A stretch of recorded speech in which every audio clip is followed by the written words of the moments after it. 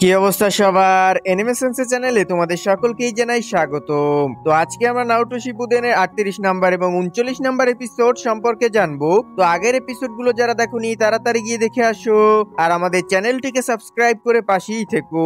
তো guys, video শুরু করার আগে তোমাদের কাছে আমার কিছু কথা আছে। তোমরা যারা মোটামুটি আমার ভিডিও দেখো তারা জানো যে আমি প্রথম থেকেই বলে আসছি আমার চ্যানেলে ভিউজ নাই, রিটেনশন নাই, ইমপ্রেশন নাই, রিচ নাই। ইউটিউব থেকে আমার ভিডিও শো করে না সবার সামনে। তো এখন আলহামদুলিল্লাহ কিছুটা ভিউজ হয়, ধরো 30-35টার মতো ভিউজ হয়, তাতে আল্লাহর কাছে অনেক শুকরিয়া জ্ঞাপন করি। কিন্তু তোমরা হচ্ছে আমার মোটিভেশন। তোমরা যারা এই 30-35 জন আমার চ্যানেলটিকে যদি সাবস্ক্রাইব করো, লাইক করো, শেয়ার করো, তাহলে আমার চ্যানেলটি আরো বেশি দূরে এগিয়ে যেতে পারবে আর আমার মোটিভেশনও তোমাদের জন্য বহাল থাকবে। কিন্তু তোমাদের কাছ থেকে আমি সেটা পাচ্ছি না। প্লিজ তোমরা ভাই, ছোট ভাই হিসেবে একটা সাবস্ক্রাইব, একটা লাইক করে দিলে তো কোনো ক্ষতি নেই। গাইস, ভিডিও বানাতে শুধু আমার কষ্ট হয়, কিন্তু তোমাদের একটা সাবস্ক্রাইব আর একটা লাইক করতে কিন্তু অতটা কষ্ট হয় না। শুধুমাত্র একটা আঙ্গুলের টোকাই যথেষ্ট।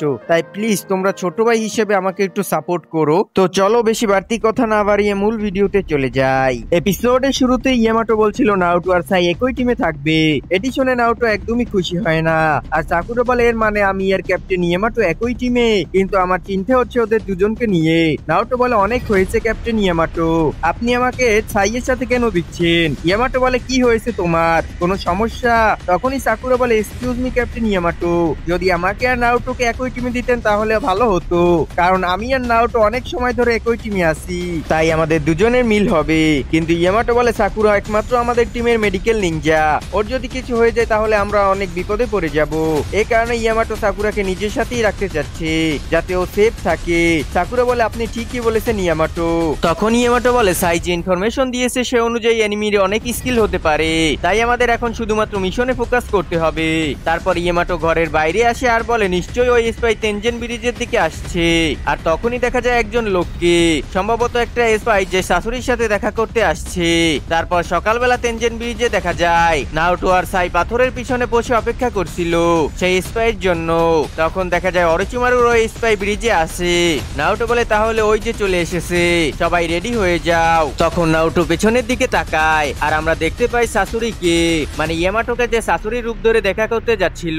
তখন ওই স্পাই আর শাশুড়ি একে অপরের সামনে এসে দাঁড়ায়। ওইদিকে নারুটো বলে, তাড়াতাড়ি আমাদের সিগন্যাল দাও। তখন ইয়ামাটো সিগন্যাল দেয় আর সাথে সাথে নারুটো আর সাই অ্যাটাক করার জন্য চলে যায়। নারুটো কোনায় ব্লেড দিয়ে ছুড়ে মারে আর সেটা অন্য কেউই ছিল না, ইয়ামাটোরই ক্লোন ছিল। আমরা আগের রাতের দৃশ্যে দেখতে পাই যেখানে ইয়ামাটো বলে, আমরা কালকে শুধুমাত্র প্র্যাকটিসই করব, যাতে আমি জানতে পারি যে তোমরা একটা টিমে কেমন কাজ করতে পারো।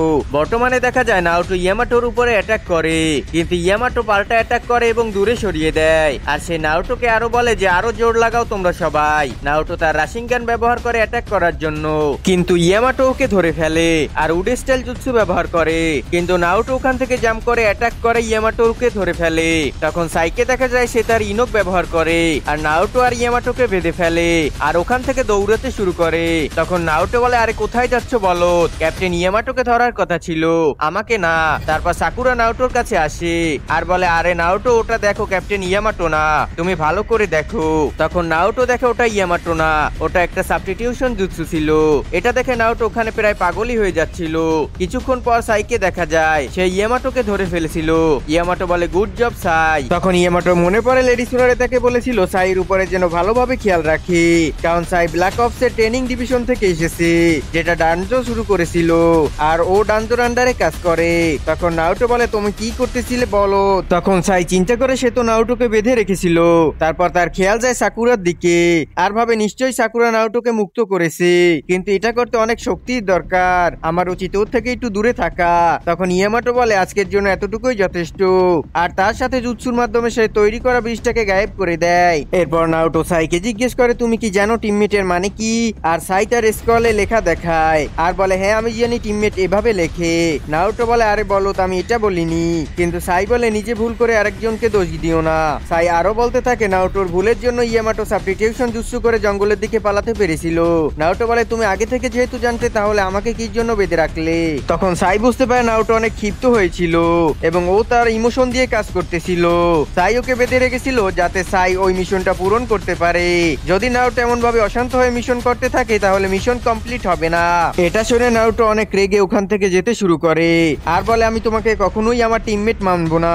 তখন সাই বলে, আচ্ছা সাসকে কি করতো? এক জায়গায় থাকতো? তুমি তো আগেই ওকে টিমমেট মানো তাই না?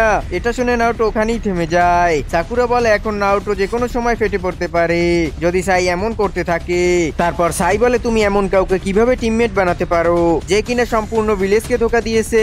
এটা শুনে ইয়ামাটো ঘাবড়ে যায় আর রেডি হয় আটকানোর জন্য। কিন্তু নারুটো বলে আমার টিমমেটকে বাঁচাতে হলে যদি তোমার সাথে কাজ করা লাগে আমি তাও করব।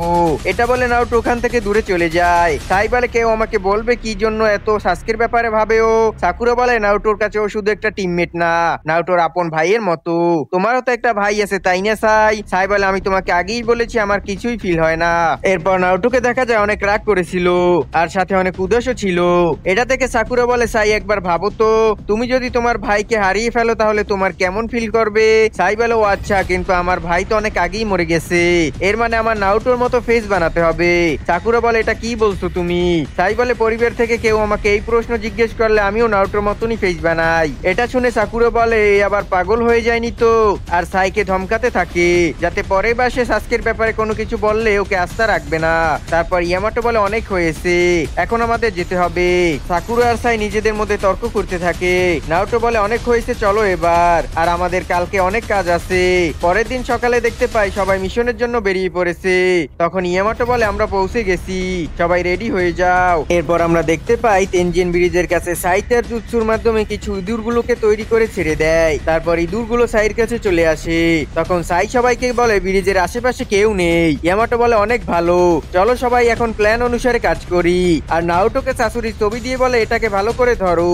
তারপর Yamato wood style transformation jutsu ব্যবহার করে শাশুড়ির রূপ ধারণ করে। ইয়ামাটো জিজ্ঞেস করে আমাকে কি একদম ঠিক দেখাচ্ছে? সাকুরা বলে হ্যাঁ একদম ওর মতনই দেখাচ্ছে। তারপর ইয়ামাটো তার বয়সকে শাশুড়ির মতো করার চেষ্টা করে। সাকুরা বলে আপনি অনেক নরমাল ভাবে বলেন, এভাবে বললে মিলবে, মানে অনেকটা অ্যাগ্রেসিভ টানে। কিছুক্ষণ ট্রাই করার পরে নারুটো বলে এটাই পারফেক্ট, একদম ওই আওয়াজটাই ছিল। তখন ইয়ামাটো বলে সবাই যাবার যার যার পজিশন নিয়ে নাও। সবাই তখন যার যার জায়গায় চলে আসে। সাকুরা নারুটো আর সাই ঝোপের পেছনে লুকায়। সাকুরা বলে বাতাস অনেক জোরে চলছে, অনেক সুন্দর। তারপরে ওরা সামনে এগোতে থাকে। তারপর দেখা যায় ওই স্পাইকে। ইয়ামাটো বেরিয়ে পড়েছিল। সাকুরা বলে ওই জায়গা একদম পারফেক্ট। এদিকে ব্রিজে অনেক জোরে বাতাস আসছিল। নারুটো বলে এখনো আসেনি কেন? তখন সাই বলে ও চলে এসেছে। তারপর আমরা দেখি ওই স্পাইকে। ব্রিজের অপর প্রান্তে সেই স্পাই আস্তে আস্তে আসছিল আর নিজের আশেপাশে দেখতে থাকে যে কেউ তো আবার তার পিছু করছে না তো আবার। এইদিকে নারুটো বলে ওই পাক্কা স্পাই হবে। সাকুরার মনে পড়ে শাশুড়ি বলেছিল ওর সাথে একজন স্পাই দেখা করতে আসবে। বর্তমানে আমরা দেখি ওই স্পাই ব্রিজের একদম ঠিক মাঝখানে দাঁড়িয়ে আছে। তখন শাশুড়ি রূপ ধারণ করা ইয়ামাটো ধীরে ধীরে ব্রিজের দিকে এগোতে থাকে। সাকুরা বলে গুড লাক ক্যাপ্টেন ইয়ামাটো। তারপর দেখা যায় দুজনে একেবারে সামনে চলে আসে। তখন বলে অনেকদিন পর দেখা হলো লর্ড শাশুড়ি, আর তার নিজের চেহারা দেখায়। চেহারা দেখে ক্যাপ্টেন ইয়ামাটো অনেকটাই অবাক হয়। স্পাই বলে 5 বছর হয়ে গেছে, আর আমরা জানতে পারি ওই স্পাইটে কাবুটো ছিল। তখন ইয়ামাটো বলে কেউ তোমার পিছে নেয়নি তো আবার? কাবুটো বলে না, এখানে শুধুমাত্র আমরা দুজনই আছি। শাশুড়ির রূপ ধারণ করা ইয়ামাটো বলে কেমন ফিল করতেছো এখন? কাবুটো বলে যখন থেকে এই জুৎসু ভাঙছে তবে থেকে আমার সবকিছু মনে পড়ে গেছে। সাকুরা বলে আর এটা তো কাবুটো, তাহলে ওই স্পাই? এইদিকে শাশুড়ি জিজ্ঞেস করে আমার কিছু প্রশ্ন ছিল। তখন কাবুটো বলে আমার কাছে বেশি টাইম নেই, আমি অরুচিমারু থেকে লুকিয়ে এসেছি, যা জিজ্ঞেস করবে একটু তাড়াতাড়ি জিজ্ঞেস করো। তারপর শাশুড়ি জিজ্ঞেস করে সাসকে কোথায় আর তোমার বসের ডেরা কোথায়? কাবুটো বলে অরুচিমারুর অনেকগুলো লুকানোর জায়গা আছে, বেশিরভাগই সাউন্ড ভিলেজে, আর উনি কিছুদিন পর পর তার ডেরা চেঞ্জ করতেই থাকে। শাশুড়ি জিজ্ঞেস করে তাহলে তোমাদের বর্তমান ডেরা কোথায়? কাবুটো বলে ওরা এখন একটা আইল্যান্ডে আছে যেটা নর্থের দিকে, আর ওখানে সাসকেও আছে। ওইদিকে নারুটো বলে আমি কিছুই শুনতে পাচ্ছি না, অনেক জোরে বাতাস হচ্ছে। সাকুরা বলে আরে বলো, জন্যই তো আমরা এখানে আছি, বাতাসের কারণেও আমাদের সেন্স করতে পারিনি। তখন কাবুটো একটা আওয়াজ শুনতে পায় আর পেছনে ঘুরে দেখে একটা খরগোশ। তারপর আমরা দেখতে পাই ওদের কেউ দেখছিল, সেটা আর কেউ নোটা অরুচিমারুই ছিল। অরুচিমারুর সাপ কিছু একটা গিলে ফেলছিল, ওটা মনে হয় খরগোশটাকে। অরুচিমারু ধীরে ধীরে এগোতে শুরু করে ব্রিজের দিকে। কাবুটো বলে আপনি আমাকে কিছু একটা অর্ডার দিয়েছিলেন, ওইটার ব্যাপারে কথা ছিল। ইয়ামাটো তখন বলে আমার অন্য প্রশ্ন ছিল। মনে মনে সে বলে আমি যদি বেশিক্ষণ থাকি তাহলে ধরা খেয়ে যাব। কাবুটো একটা সন্দেহ করতে থাকে। ওইদিকে নারুটো বলে ক্যাপ্টেন ইয়ামাটো এত দেরি করছে কেন? ওনার তো এখন উচিত ওকে ধরে ফেলা। সাকুরা তখন বলে নারুটো তুমি ভুলে গেছো যে ও হচ্ছে কাবুটো, তোমাকে ধৈর্য ধারণ করতে হবে, না হলে ও পালিয়েও যেতে পারে। তাই বলে উনি যদি আবার বেশিক্ষণ ওখানে থাকে তাহলে ওর সন্দেহ হয়ে যাবে। ওইদিকে কাবুটো বলে আপনি আমাকে যে ওয়াদা দিয়েছিলেন ওইটা আমাকে দিন। কাবুটো কিছু একটা খেয়াল করে, শাশুড়ি কুনাই ব্লেড বের করে। আর অরোচিমারু বলে আমি কি এখানে জয়েন করতে পারি তোমাদের এই কনভারসেশনে। অরোচিমারু স্নেক কাবুটোকে ধরতে যায়, কিন্তু কাবুটো বেঁচে ওটা থেকে দূরে চলে আসে আর বলে লর্ড শাশুড়ি আপনি যদি কুনাই বের না করতেন তাহলে অরোচিমারুর কথা জানতেই পারতাম না। ইয়ামাটো চিন্তা করে মনে হয় আমি এখনো ধরা খাইনি। আর এই অরোচিমারুর কি করব কিছুই বুঝতে পারছি না। অরোচিমারু বলে পুরনো স্মৃতি তাজা হয়ে গেল তাই না শাশুড়ি। শাশুড়ি বলে তাহলে তুমি কাবুটোর পিছে নিয়ে এখানে চলেই আসলে। অরোচিমারু বলে আমার এই স্পাই আমাকে অনেক কাজে এসেছে আর আমার আগের এক্সপেরিমেন্টের জন্য 100 সাবজেক্টের দরকার হতো, কিন্তু এখন আমি একটি সাবজেক্টই বারবার ব্যবহার করতে পারি, এজন্য তোমার স্পাইকে ধন্যবাদ। এইদিকে নাওটো বলে সাকুরা এখন আমরা কি করব। সাকুরা বলে এখন আমরা ওনার সিগন্যালের জন্য অপেক্ষা করব। ইয়ামাটো ভাবে এখন যদি অরোচিমারুর সাথে লড়াই করি তাহলে জিততে পারবো না, আর যদি কাবুটোর সাথে লড়াই করি তাহলে ও নিজে যে শাশুড়ি না সেটা ধরা খেয়ে যাবে, আর যদি টিমের কেউকে ডেকে আনি তাহলে কোনো লাভই হবে না।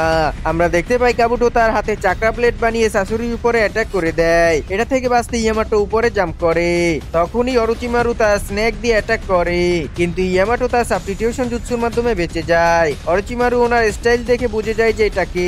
কাবুটো জিজ্ঞেস করে লর্ড অরোচিমারু এটাই কি আসলে শাশুড়ির আসল ফর্ম। তো অরোচিমারু বলে না একদমই না। কাবুটো তুমি এত বছর ধরে ওর সাথে কাজ করছো আর এখন পর্যন্ত ওর চেহারা দেখতে পাওনি। ইয়ামাটো জিজ্ঞেস করে তুমি তো শাশুড়ির স্পাই ছিলে, তাহলে এখন কি হলো।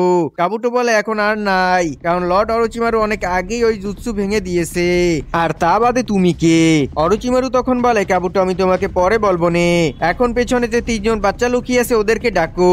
ইয়ামাটো সিগন্যাল দেয় আর ওরা সবাই এখানে চলে আসে।